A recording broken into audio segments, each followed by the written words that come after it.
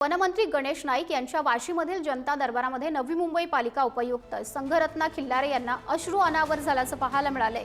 काही महिन्यांपूर्वीच महापालिका शाळेची सहल इमॅजिका इथं गेली होती। त्यावेळी 14 वर्षांच्या आयुष सिंग याचा मृत्यू झाला होता।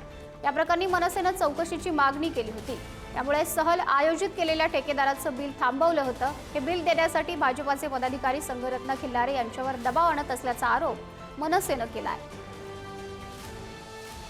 पक्षाच्या माजी नगरसेविका कंत्राटदाराला घेऊन येतात आणि त्याच वेळी शिक्षण उपायुक्त खिल्लारी मॅडम यांच्या डोळ्यात अश्रू येतात। महानगरपालिकेच्या अधिकाऱ्याच्या डोळ्यात अश्रू येत असतील तर हे माझ्यासाठी प्रचंड आश्चर्यकारक आहे। एका मुलाचा मृत्यू झालाय सहली दरम्यान, त्याची चौकशी पूर्ण झालेली आहे। ती चौकशी पूर्ण झाली म्हणून बिलाचा तगादा कंत्राटदार लावतोय आणि त्याच्यासाठी तो मुद्दा घेऊन सन्माननीय गणेश नाईक साहेबांकडे लोक येत आहेत, त्यांचे नगरसेवक येत आहेत आणि शिक्षण उपायुक्त रडत आहेत।